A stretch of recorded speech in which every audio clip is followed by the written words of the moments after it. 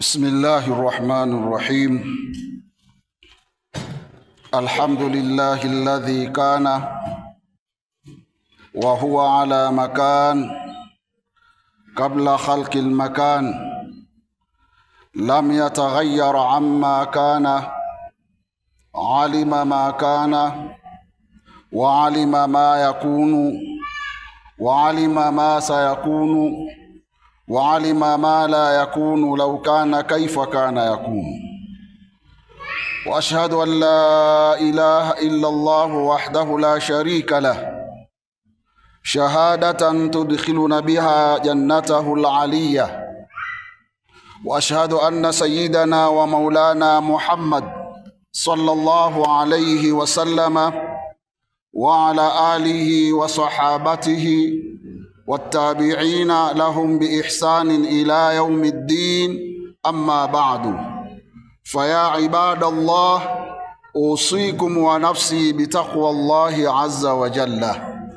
يقول سبحانه وتعالى: ولقد كرمنا بني آدم وحملناهم في البر والبحر ورزقناهم من الطيبات وفضلناهم على كثير ممن خلقنا تفضيلا. صدق الله العظيم. عباد الله، أوصيكم ونفسي بتقوى الله عز وجل. Ndugu zangu katika imani, kwanza nazihusia nafsi zenu sambamba na kuihusia nafsi yangu kumcha Allah subhanahu wa ta'ala, kwa sababu takwa peke yake ama ucha Mungu peke yake ndiyo sababu ya mimi na wewe kuingia katika pepo ya Allah subhanahu wa ta'ala. Kwa hivyo ni vyema ndugu yangu katika imani ukapambika na sifa ya ucha Mungu, kwa sababu ndiyo tiketi yako wewe na mimi kuingia katika pepo ya Allah subhanahu wa ta'ala. Lakini pia tuchukue nafasi nyingine ya kumtekea rehma na amani mtume wetu Muhammad sallallahu alayhi wasallam, akiwa yeye ni mtume wa mwisho aliyeletwa na Allah subhanahu wa ta'ala kuja kutoa umma katika giza hili la ujinga na kuingiza umma katika nuru ambayo ni ya Uislamu. Kwa hivyo mimi na wewe lazima katika muda wetu tunaofanyia kazi, lakini fanyia kazi na kumtakia rehma na amani mtume wetu Muhammad sallallahu alayhi wasallam. Ndugu zangu katika imani, kwanza tunamshukuru Allah kwa mapenzi yake kutuwafikisha kuwa ndani ya eneo hili katika siku hii kubwa ambayo ni siku tunaiita siku ya sikukuu kwa Waislamu ya wiki, kuwa ndani ya majumba haya ya Allah subhanahu wa ta'ala, ambapo wapo wengine wanazo sababu na wengine hawana sababu, hadi muda huu bado hawajawa katika maeneo kama haya. Kwa hivyo sisi ambao Allah subhanahu wa ta'ala ametuwafikisha kuwa katika maeneo haya, ni vyema kumshukuru Allah subhanahu wa ta'ala. Ndugu zangu katika imani, hotuba yangu ya leo itazungumzia mwanadamu na heshima aliyopewa na Allah subhanahu wa ta'ala. Mwanadamu kama mwanadamu, na hapa hotuba yangu haitalenga kwa Muislamu tu, bali hata asiyekuwa Muislamu. Kwa kuwa yeye ni mwanadamu, basi kuna heshima kubwa sana mwanadamu aliyopewa na Allah subhanahu wa ta'ala. Heshima hii huyu mwanadamu asipoitumia vizuri, basi ana sifa mbaya pia mbele ya Allah subhanahu wa ta'ala aliyompa mwanadamu huyu, ambaye hata heshimu ile heshima aliyopewa na Allah subhanahu wa ta'ala. Allah subhanahu wa ta'ala anatuambia, walaqad karramna bani adama, kwa hakika tumemheshimisha, tumempa heshima ama tumewapa heshima hawa wanadamu kubwa sana. Wahamalnahum fil barri wal bahari, lakini pia tukawapa nyenzo na vyombo vitakavyokuwa vinawabeba wao bara na baharini. wawe wanavitumia kwa namna ya maeneo wanaotaka kwenda kufanya mambo yao. Warazaknahum minat tayyibat. Lakini pia hawa wanadamu Allah anasema tumewaruzuku wao riziki nzuri nzuri tu, ambazo hizo wao wazitumie kwa kuwa Allah subhanahu wa ta'ala amewapa. Kisha Allah akasema wafaddalnahum ala kathirin mimman khalaqna tafdhila. Halafu hawa wanadamu tumewafadhilisha kwa fadhila nyingi mno kuliko viumbe wengine ambao tuliowaumba. Huyu ni mwanadamu ambaye Allah subhanahu wa ta'ala anamheshimisha katika jamii, katika ulimwengu, kwamba yeye ni mwanadamu au ni kiumbe wa namna gani. Sasa mwanadamu huyu asipobeba heshima hii aliyopewa na Allah subhanahu wa ta'ala, basi maana yake atakuwa na sifa mbaya ambazo tutazizungumza baadaye alizopewa na Mwenyezi Mungu subhanahu wa ta'ala. Ndugu zangu katika Uislamu, tufahamu kwamba hata hawa malaika, mwanadamu alipoumbwa na akapewa heshima zote na akapewa mengi aliyopewa, malaika hawa pia walimlalamikia Allah subhanahu wa ta'ala, kama anavyosimulia Anas bin Malik radhiyallahu anhu. Anatuambia qala Rasulullah sallallahu alayhi wasallam, amesema mtume wa Allah, rehma na amani zimshukie juu yake, innal malaikata, hakika ya malaika, qalu, walisema kumuuliza na kumwambia Allah subhanahu wa ta'ala, rabbana khalaqtana wa khalaqta bani adama, e Mola wetu umetuumba sisi na kisha ukawaumba hawa wanadamu. Na si hivyo tu, faja'altahum yaakuluna at-ta'ama, lakini umewafanya wanadamu wao ndio wanaokula chakula, wayashrabuna ash-sharaba, na wanakunywa vinywaji, wayalbasuna thiyaba, na wanavaa nguo, wayatazawajuna nisaa, lakini pia wanaoa wanawake, wayarkabuna dawaba, na wanapanda wanyama. Wakati huo sasa hivi kila mmoja ana usafiri anaojua yeye mwenyewe, lakini wayanamuna wayastarihun. Lakini wewe Mwenyezi Mungu, hawa wanadamu umewajalia wanalala na wanapumzika baada ya shughuli zao. Lakini tunakuambia ya Allah, walam taj'al lana shay'an min tilka au min dhalika, wewe hukutupa chochote katika hivyo ulivyowapa wanadamu. Faj'al lahumud dunya, sasa tunakuomba ya Rabbi, wao wape hiyo dunia, wala na al-akhirah, na sisi utupe akhira tu, kwamba wao wamalize maisha yao duniani, wakija huku wawe ni watu tu wa kawaida, na sisi tuwe ndio wenyewe wanaoishi hapa peponi ama akhira kuliko kumbi mwingine. Faqala Allahu azza wa jalla, Mwenyezi Mungu akasema, la aj'alu man khalaqtuhu biyadayya, siwezi nikamfanya yule ambaye nimemuumba kwa mikono yangu, wa nafaktu fiki min ruhi, halafu nikapuliza kwake yeye roho yangu, kama qultu lahu kun fakana, kama yule nilimwambia kuwa na akawa. Kwamba nyinyi malaika nimewaumba kwa tamko moja tu, kuwa malaika ukawa malaika, ndivyo nilivyowaumba. Lakini mwanadamu amepitia mambo mengi, nyanja nyingi, mpaka akawa mwanadamu. Kwa hiyo bado atabakia mwanadamu kwangu mimi. Allah anawaambia ni kiumbe anayeheshimika. Sasa heshima kama hii ambayo Mwenyezi Mungu subhanahu wa ta'ala amewapa malaika, amewapa wanadamu kuliko malaika, vipi sisi wanadamu tunafanya mambo ambayo yanayomkasirisha Allah subhanahu wa ta'ala? Kwa sababu malaika majburun, kwamba wao wanaamrishwa tu na kuambiwa wafanye jambo, kama vile unavyoona jua na mwezi, basi biashara imeisha. Lakini mwanadamu katika maisha aliyoumbwa na Allah subhanahu wa ta'ala amemfanya kumpa khiari, alimwambia hili ndio jema na hili ndio baya, basi khiari ni ya kwako. Lakini sisi wanadamu tukabeba khiari ya kufanya maovu, katika hii dunia. Kwa hivyo ndugu zangu katika imani, tufahamu na tuelewe heshima ambayo Allah subhanahu wa ta'ala aliyotupa.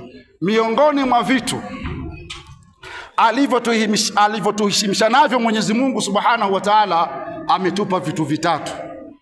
Ametupa macho, ametupa masikio, na akatupa nyoyo. Hivi vitu vitatu ni neema kubwa sana kwetu sisi, ambavyo ndivyo mawasiliano yanavyokuja katika ubongo wetu baada ya kutumia vitu vitatu hivi.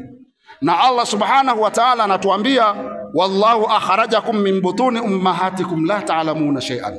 Mwenyezi Mungu ndiye ambaye aliyewatoa nyinyi kutoka matumboni ya mama zenu. Mama zetu sisi ni wametuzaa, hatujui chochote. Halafu waja'ala lakumus sam'a wal absara wal afida.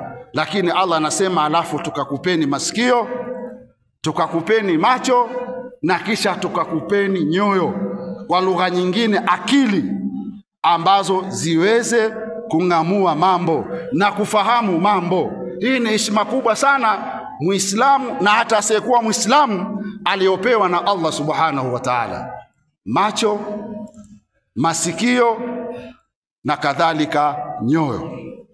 Vitu vitatu hivi tukivitumia vizuri, basi itakuwa ile heshima aliyotupa Allah subhanahu wa ta'ala tumeitendea kazi.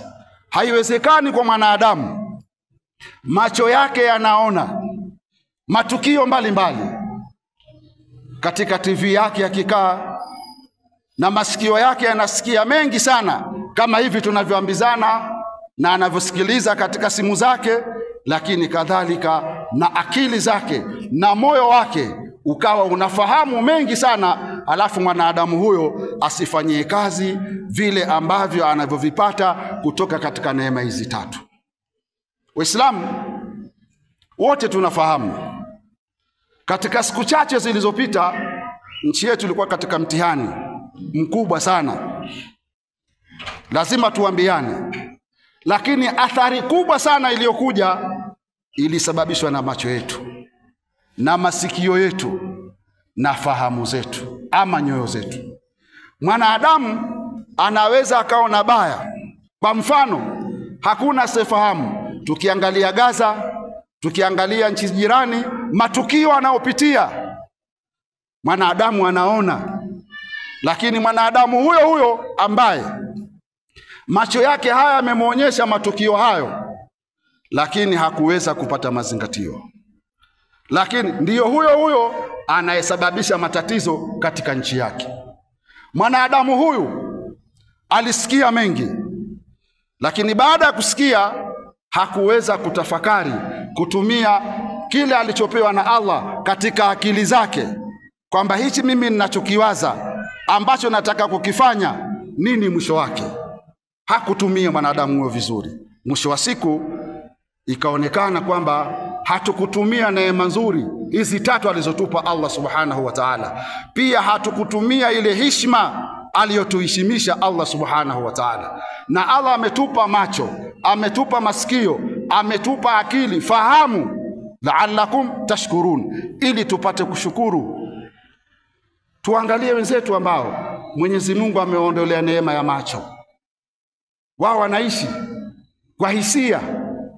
Tuangalie wenzetu ambao Allah amewaondolea usikivu, wanaishi kwa mazingira magumu.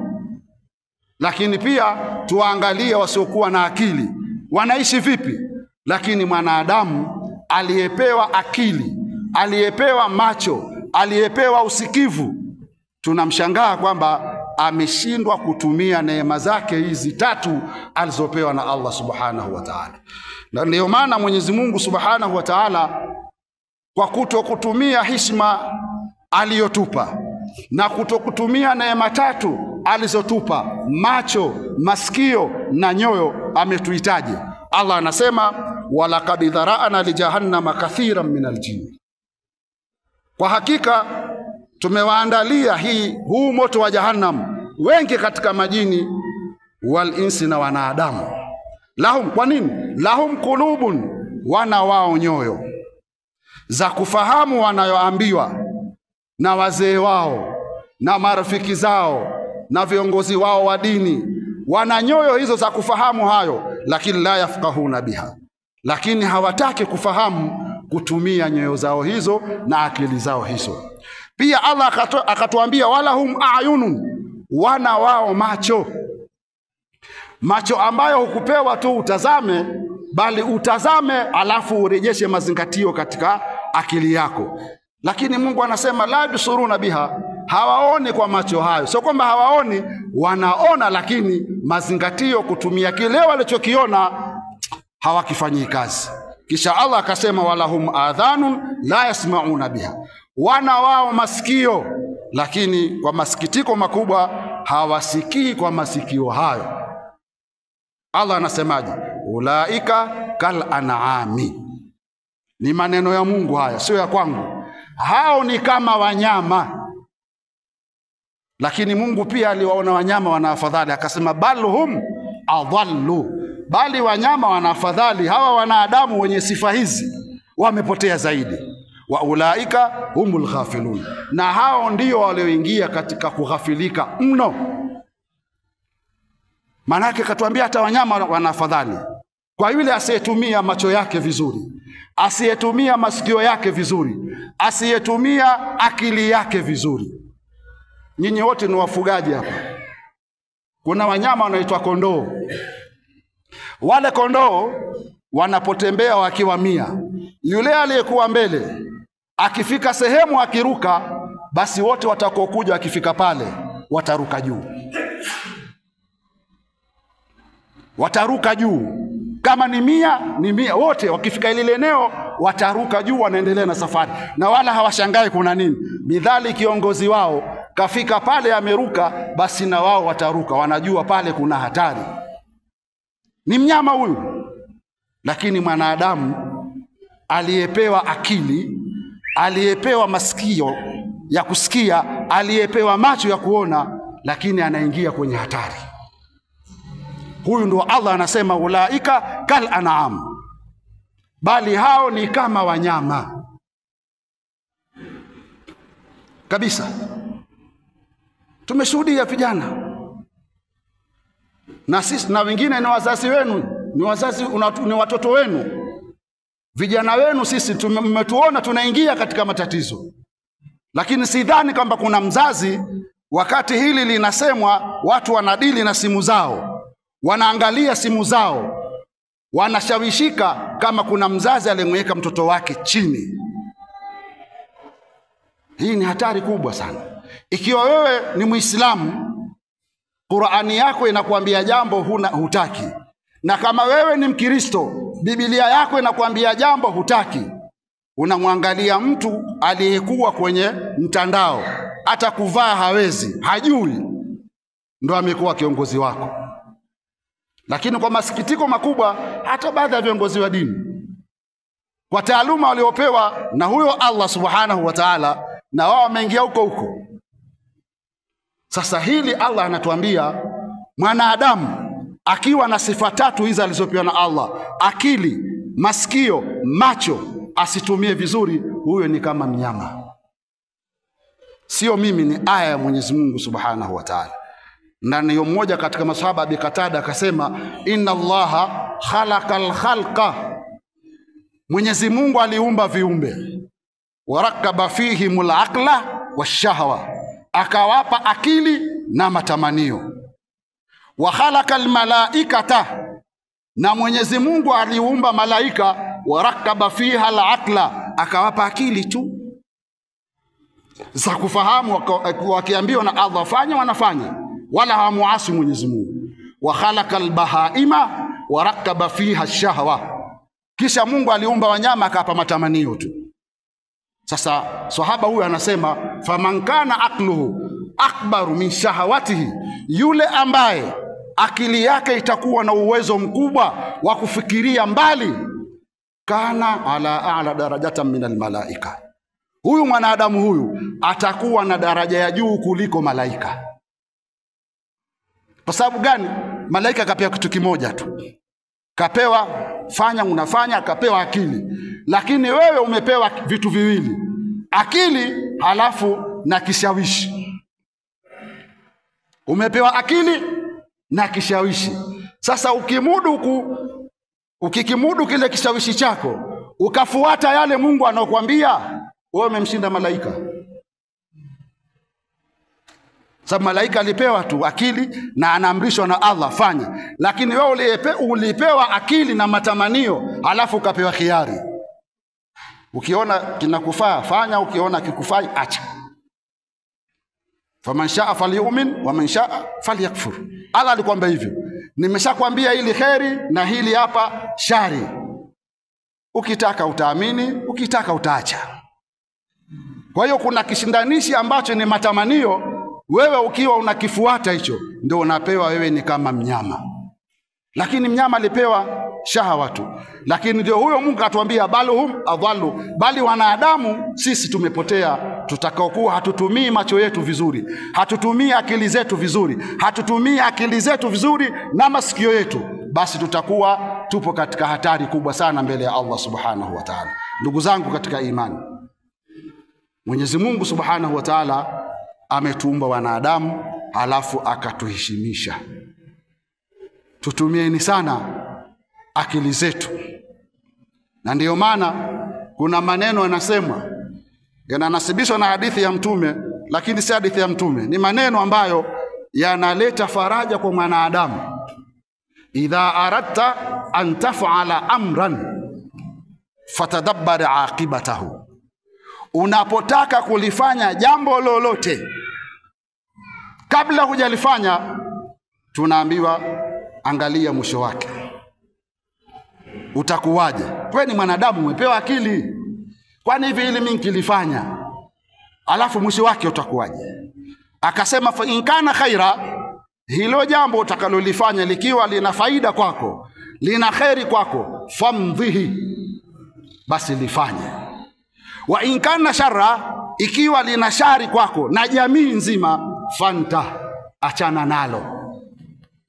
Sasa mwanadamu ikiwa amepewa akili ya kufikiria namna hii, halafu yeye mwenyewe hatumii akili yake kwa kufikiria lile analotaka kulifanya, basi kwa kweli tukubali lugha aliyotupa Mwenyezi Mungu Subhanahu wa Ta'ala kwamba sisi tutakuwa kama wanyama. Tunamwomba Allah Subhanahu wa Ta'ala atuepushe na atuondolee katika sifa hii ya unyama, atupe ile heshima yake aliyotupa Allah Subhanahu wa Ta'ala. بارك الله لي ولكم بالقرآن العظيم ونفعني وإياكم بالآيات والذكر الحكيم. أقول قولي هذا واستغفروه إنه هو الغفور الرحيم وهو البار الكريم. الحمد لله الواحد الأحد، لم يلد ولم يولد ولم يكن له كفوا أحد، وأشهد أن لا إله إلا الله وحده لا شريك له، وأشهد أن سيدنا ومولانا محمدا عبده ورسوله أرسله الله بالهدى ودين الحق ليظهره على الدين كله ولو كره الكافرون. أما بعد، فيا عباد الله أوصيكم ونفسي بتقوى الله عز وجل. Ndugu zangu katika imani, nimalizie hotuba yangu. Katika Qur'ani ukiangalia 60% mpaka 70%, Allah ametufundisha vitu kutumia mifano. Na akatuelezea mifano, kwa sababu mara nyingi jambo linapokuja kwa mfano, hata mwalimu wa shule haweza kumwandikia mwanafunzi hesabu alafu akamwambia fanya, kabla hajampa mfano wa ile hesabu atakayompa aifanye. Na Allah Subhanahu wa Ta'ala na yeye ni hivyo hivyo, huwa anapiga mfano katika eneo ambalo yeye analitaka, ili wewe mwanadamu uchukue mfano, si katika kutoa zaka, si katika sadaka. Mote ametoa mifano Mwenyezi Mungu, lakini pia hata katika amani na utulivu Mwenyezi Mungu ametuletea mifano, tena mifano ya miji mitakatifu kulikoni miji yetu hii. Allah anasema wadharaba Allahu mathalan qaryatan kanat aminatan mutma'inna. Mwenyezi Mungu Subhanahu wa Ta'ala ametupigia mfano wa mji. Mji huo ulikuwa ni wenye amani, kisha mji huo mutma'innatan, ni wenye utulivu. Yatiha rizquha ragadan min kulli makani, ule mji ulikuwa riziki zake unaujia kwa nafasi kutoka kila aina ya upande wa dunia. Ilikuwa hawana shida watu wa Maka wakati wa uhai wa Mtume Muhammad sallallahu alaihi wasallam. Huu ni mji wa Maka. Tena ametupigia mfano wa mji ambao ni mtukufu. Aliuonja huo mji, asema huo mji ulikuwa na amani, halafu na utulivu. Si tunasomesha watoto liilafi Quraish ilafihim rihlata ash-shita'i was-sayf falyabudu rabb hadha al-bayt alladhi at'amahum min ju'in wa amanahum min khawf. Watu wa Maka walikuwa wanaogopewa, ni wafanya biashara. Lilipotokea tukio la kuangamizwa Abraha, waliokuwa katika maeneo yale nchi nyingine zile walikuwa wanaogopa watu wa Maka. Wanasafiri usiku na mchana, na wakionekana wanaambizana msiwaguse hao, ukimgusa umeleta balaa. Wanauza, na walikuwa matajiri wa ajabu. Lakini mwisho wa siku neema zile zikawalevya. Fakafarat bi an'umillah, wakazikufuru neema za Mungu zile za amani na utulivu, riziki kuwa nyingi, wakakufuru. Kilichofuatia Mungu anasema faadhaqaha Allahu libasal ju'i wal khawfi. Mungu akawavisha vazi la uoga na hofu na njaa, bima kanu yasnaun, kwa yale waliyofanya. Ni yapi? Kwa sababu hawakukubali kumfuata Mwenyezi Mungu na kuyasikiza aliyoyasema Mtume Muhammad sallallahu alaihi wasallam. Ule mji wa Maka ni mfano wa wazi huu. Lakini Mungu aliutia hofu, badala ya kuwa wao ndo wanaogopewa ikawa sasa wao ndo wanaogopa. Ilikuwa tatu mchooni haendi. Na sisi nasi zile siku 5 zile tuliziona. Ilikuwa mtu unaenda dukani kununua chakula kama unanunua madawa kulevya. Ule mwenye duka na yeye anafungua geti, yani kama unauzia na madawa kulevya. Yani uwai nyumbani kwako saa 12 isikufikie ukiwa barabarani. Na watu waliona ile adha. Hivi kweli Waislamu na hata wasiokuwa Waislamu hatukujifunza kitu? Tumejifunza. Na kama tumejifunza, basi tufate somo zuri sana. Waislamu, hata mwili wako huu, viungo vile asubuhi kiamka vinaomba amani kwa ulimi. Mtume anasema idha asbaha ibnu adama, mwanadamu akipambazukiwa asubuhi akiamka, fa innal a'dha'a kullaha tudhallilu ala lisani, viungo vyote vya mwili hivi vinakwenda kudhalilika kwa ulimi. Vinamwambiaje? Ya lisanu innama nahnu fika, sisi unavyotuona tuko pamoja na wewe, ni katika sehemu ya mwili. Fa innama nahnu bika, halafu wewe bwana ulimi, wewe ukienda vizuri sisi tutasalimika kwa ajili yako, na ukiharibu na sisi tutaharibikiwa kwa ajili yako. Fa in istakamta, ni viungo vya mwili vinauambia nani? Ulimi. Vinadhalilika kwa ulimi, wamwambia wewe ulimi, hakika sisi tutanusurika kwa ajili yako na sisi tutapata madhara kwa ajili yako wewe ulimi. Fa in istakamta, tukwambie mwenzetu, ukinyooka wewe, ukiwa sawa sawa, istakamna, na sisi viungo vingine tutakaa vizuri. Wa in i'wajadta, lakini wewe ulimi ukenda kombo ukakosea, i'wajajna, na sisi viungo vyote tutakwenda kombo. Hivi hakuna mtu aliyekutukana alafu mkono ukenda kichwani? Unamtukana mtu, sijui baba yako njoo, alafu anakupiga konzi. Aliyetukana ulimi, lakini maadha yanapata nini? Kichwa. Sasa ikiwa viungo vya ulimi vinaomba amani kila asubuhi, wewe mwanadamu vipi? Wewe mwanadamu vipi? Unashindwa na viungo ambavyo havisemi? vidole, mikono, macho, pua, vyote vinadhalilika kwa ulimi. Sasa leo tunaona yale madhara ambapo viungo vinaamka vinadhalilika kwa ulimi, lakini wanadamu tuliopewa akili, tuliopewa kusikia, tuliopewa kufahamu, hatupo katika hali hiyo. Kwa nini Waislamu na hata wasiokuwa Waislamu? Kwa hiyo tumejifunza katika zile siku 5 zile. Unaenda dukani kununua unga wa sembe kama unanunua unga madawa ya kulevya. Mwenye duka anaogopa, wala hajaambiwa usifungue duka. Lakini yeye mwenyewe tu ile hali akiangalia, naona kama hivi nikifungua tu basi itaingia hapa risasi kwenye geti langu. Na wewe mnunuzi kununua una wasiwasi pesa yako usilipe vizuri, unakimbia nyumbani. Na wengi ukitazama katika televisheni wanawaomba wenzao, jamani msirudie tena.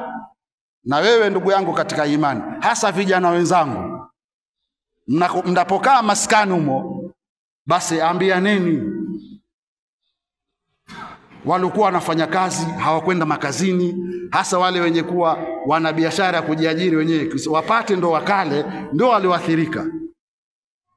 Kwa sababu gani? Kwa sababu ya watu wachache ambao hawakutumia neema 3 walizopewa na Allah: akili, macho na masikio. Tunamwomba Allah subhanahu wa ta'ala atuwafikishe Waislamu tuweze kufahamu na kutumia vizuri neema alizotupa Allah subhanahu wa ta'ala. Inna Allah wa malaikatahu yusalluna ala nabi ya ayyuhalladhina amanu sallu alayhi wa sallimu taslima. Allahumma salli ala Muhammadin wa ala ali Muhammad wa barik ala Muhammadin wa ala ali Muhammad kama sallaita wa barakta ala Ibrahim wa ala ali Ibrahim fil alamin innaka Hamidum Majid. Allahumma rabbana atina fid dunya hasana wa fil akhirati hasanatan wa qina adhaban nar. Allahumma rabbana atina fid dunya hasana wa fil akhirati hasanatan wa qina adhaban nar. Ewe Mwenyezi Mungu Subhanahu wa Ta'ala, tunakuomba uijalie nchi yetu ni nchi ya amani, utupe utulivu, na tunakuomba ya Rabbi wajalie vijana wenzetu na wazee wetu wawe ni walimu wazuri katika kuifundisha amani ya nchi yao. Allah tujalie, tunakuomba kila ambaye anaikusudia nchi hii ya Tanzania ubaya wa aina yoyote, basi mshughulikie mwenyewe kabla hajafikisha ubaya katika raia wengine. Wa sallallahu ala sayidina Muhammadin wa ala alihi wa sahbihi wasallam. Alhamdulillah.